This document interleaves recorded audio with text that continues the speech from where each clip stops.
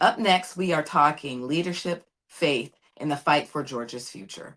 Today, we're joined with a woman who has spent her career breaking barriers, serving with purpose and leading with courage and conviction.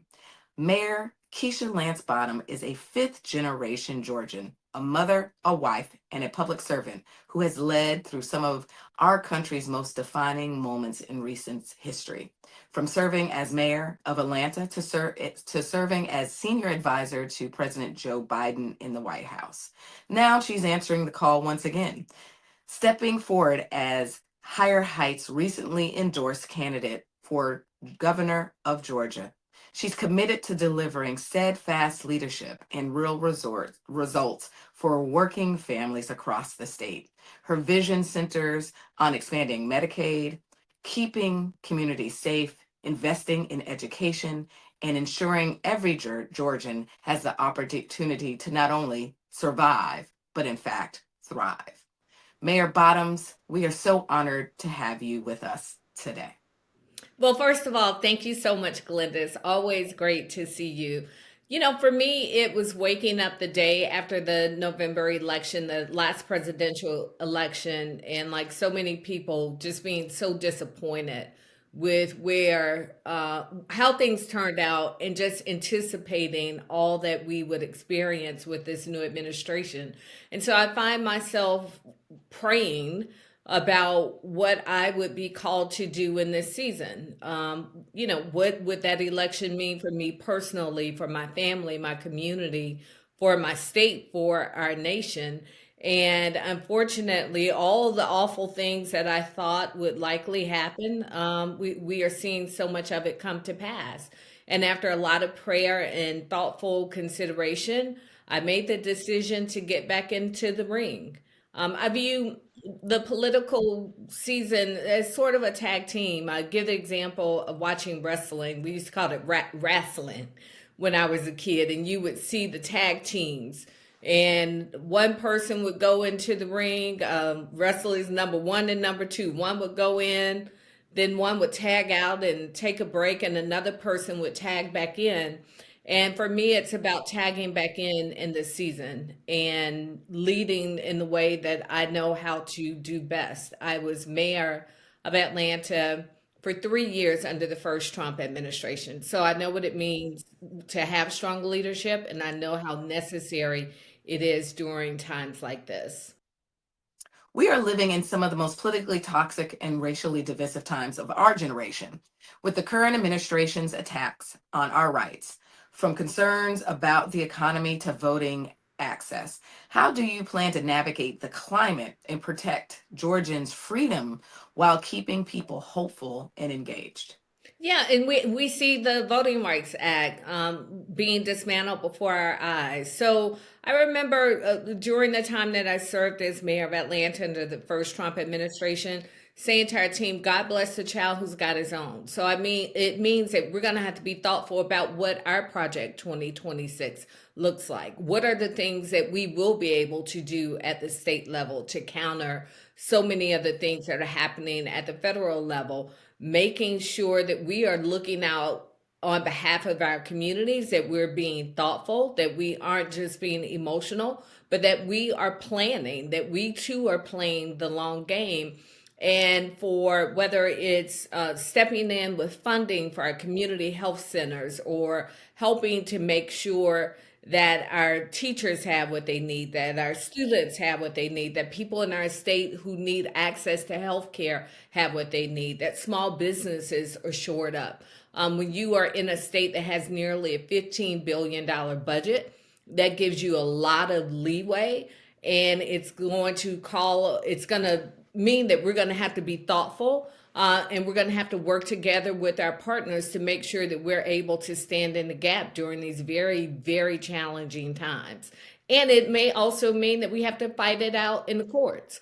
Right now, the current attorney general in the state of Georgia is refusing to sue and join other attorneys general across the nation, refusing to sue the Trump administration on a lot of these policies. Well, when God willing, I'm elected as governor, I guarantee you that Georgia will be joining in on those lawsuits that are pushing back against all of the things that the Trump administration is trying to do that we know aren't best for our people and in so many ways are illegal. God Bless the Child is actually one of my favorite songs. It's one of the first songs I learned how to play as a jazz flautist. And really talks about the moment about us ensuring that we are building a democracy for our children and our grandchildren.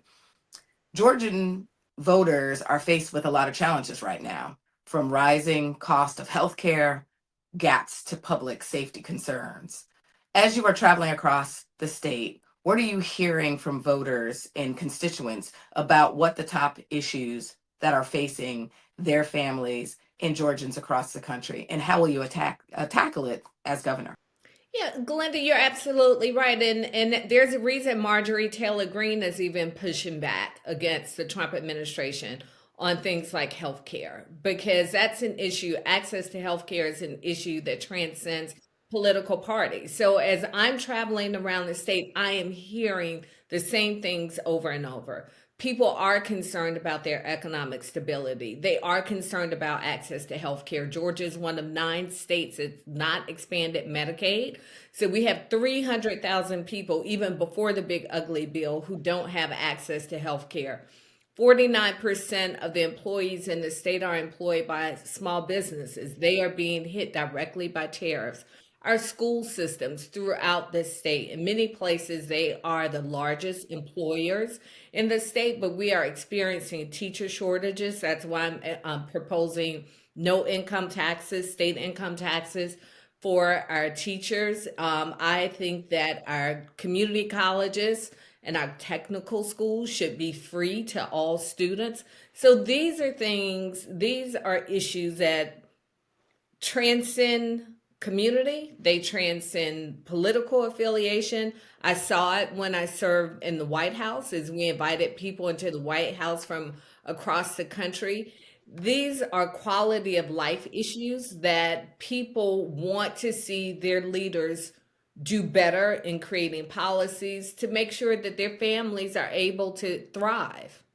So all eyes continue to be on Georgia for the balance of the Senate, to which way Georgia will go in next year's election. It is one of the centers of gravity for national politics. What do you see the role of Black women as voters, organizers, and leaders? How are Black women shaping the outcome of this election and in future elections and the future of Georgia? Black women are the face of so many opportunities and challenges in our communities. We are leading, whether or not it's from the PTA to our sororities to our churches to our jobs in our homes. And the issues that we care about are the issues that our leadership care about across the state. As a voting bloc, we are a huge part, especially of the Democratic voters in this state. And people of color in this state represent a huge part of the Democratic Party. And we are seeing a trend that we saw was able to turn the state blue in 2020. We didn't have that same success the last presidential election or even the last governor's race, but we know that it's possible because it's been done.